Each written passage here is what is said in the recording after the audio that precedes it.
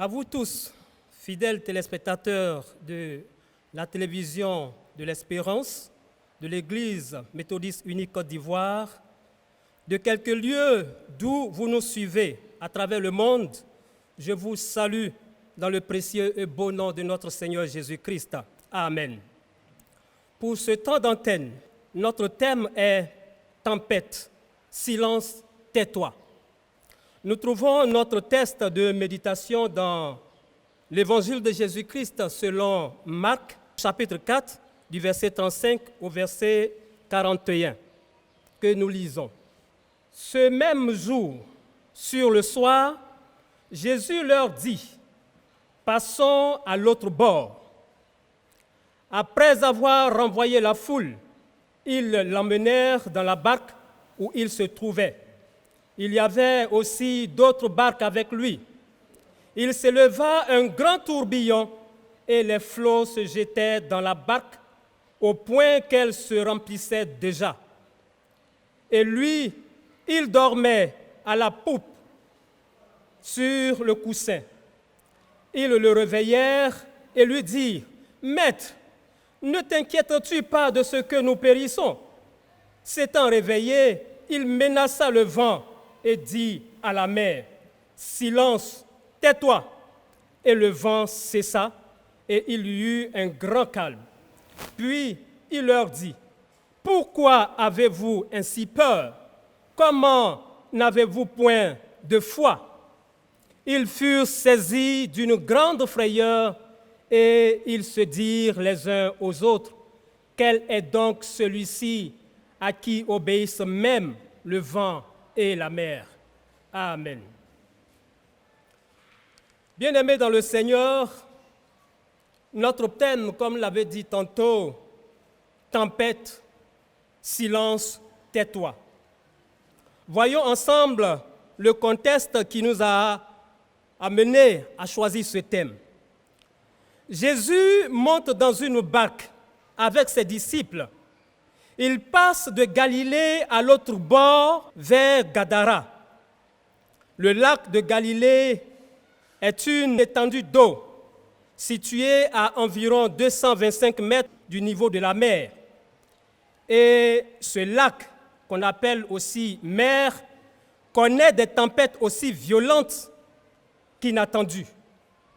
Alors qu'ils s'attendaient à une traversée en douceur, leur permettant de se reposer un temps soit peu, les disciples sont confrontés à une terrible tempête. Apeurés, désemparés et craignant pour leur vie, les disciples réveillent Jésus par des cris de détresse. Alors, Jésus, en bon maître, calme la tempête et la sérénité revient au sein de la barque. Nous nous appuierons pour notre méditation sur le verset 39 qui dit « S'étant réveillé, il menaça le vent et dit à la mer, « Silence, tais-toi !»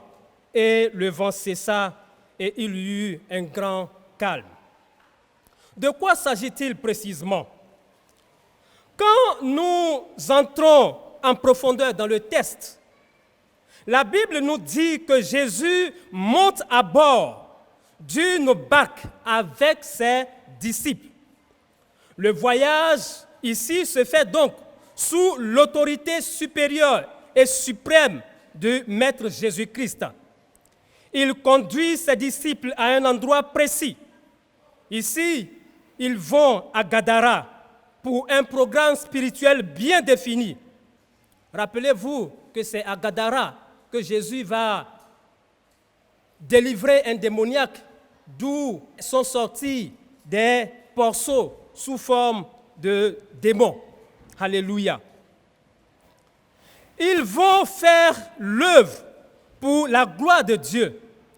Et c'est là que, comme si Dieu le Père ne les avait pas envoyés, il permet que la tempête s'abatte sur eux, alors que même Jésus, le Fils de Dieu, est au nombre des voyageurs.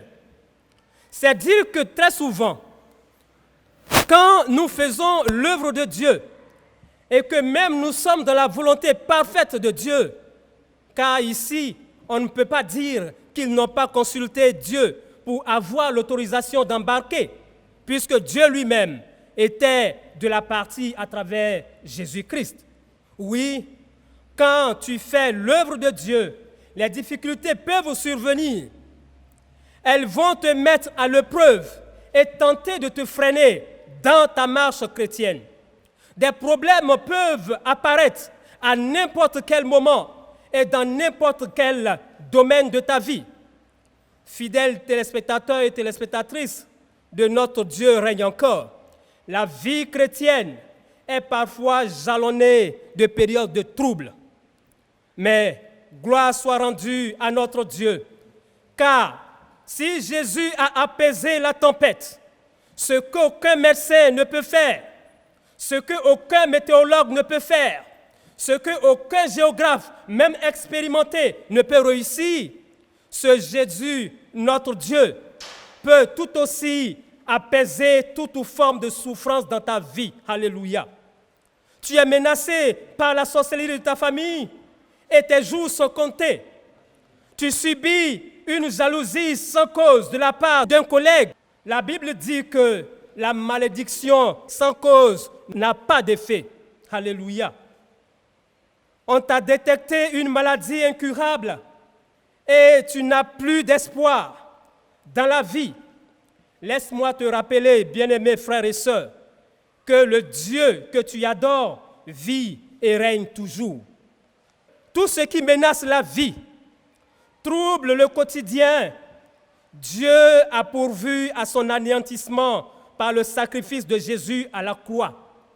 Bien-aimés frères et sœurs dans la foi, ne doutons pas de la capacité de notre Dieu à mettre nos ennemis sous nos pieds si nous nous levons dans la prière pour crier à lui et à lui seul. Il nous a donné une arme puissante contenue dans sa parole pour vaincre nos ennemis. Oui, Jésus, en Luc 10, verset 19, dit « Voici, je vous ai donné le pouvoir de marcher sur les serpents et les scorpions et sur toute la puissance de l'ennemi, et rien, oui, absolument rien ne pourra vous nuire. » Bien-aimés, fidèles téléspectateurs et téléspectatrices, autant aujourd'hui, le même ennemi a lancé contre l'humanité une guerre sanitaire pour exterminer la création de Dieu.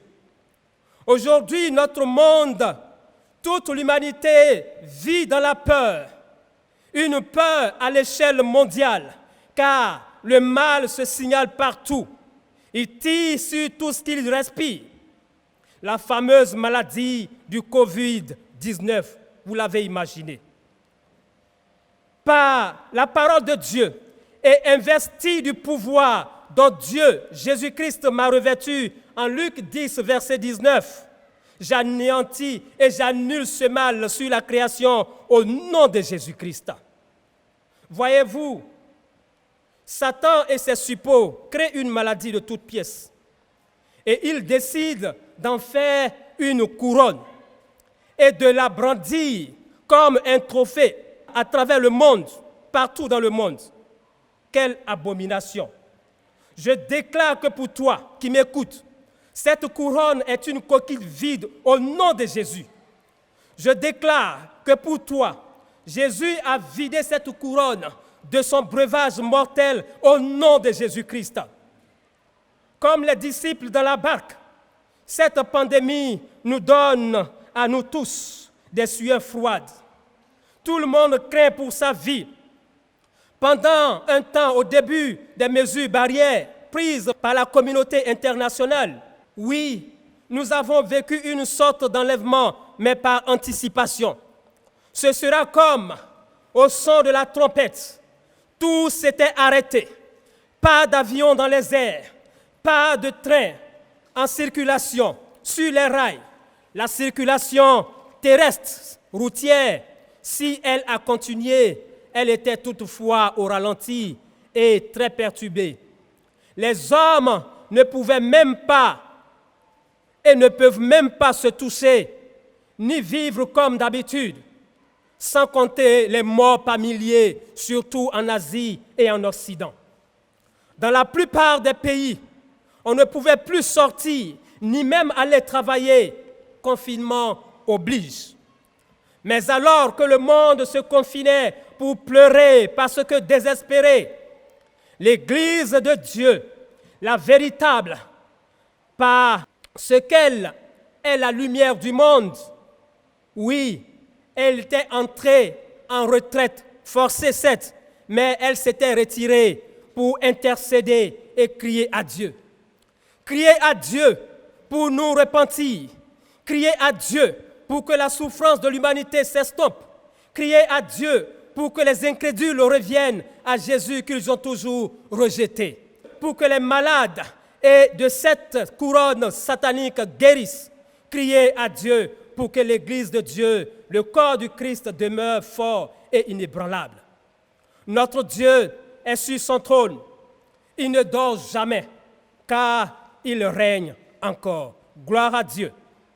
En tant que disciples de Jésus, nous pouvons nous préparer pour les ouragans qui ne manqueront pas de survenir. Ne cédons pas à la panique, parce que Jésus a déjà dit à la maladie, « Silence, tais-toi ». Sachons résister et apprendre de nos revers. La foi nous permet de prier.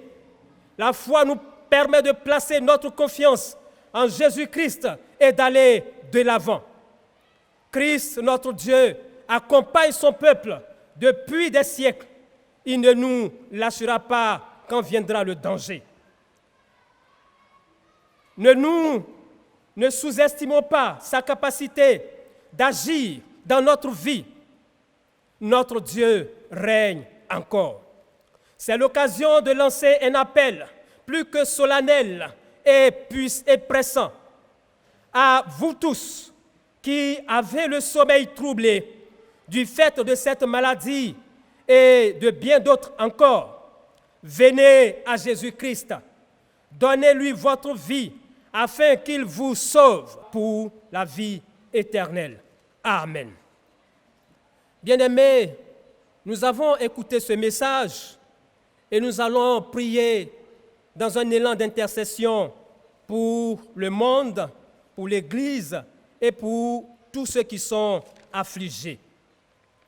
Oui, nous prions pour tous les chrétiens à travers le monde qui subissent des tempêtes, de par les persécutions, de par les meurtres, les arrestations et de tout ce qui est danger qu'ils subissent. Nous prions que notre Dieu, oui, dise silence à tous les persécuteurs des chrétiens à travers le monde, afin d'éclairer ce monde qui est tourné vers les ténèbres. Prions pour que tous ceux qui ne connaissent pas le Seigneur puissent se tourner vers la lumière du monde et que leur vie soit éclairée.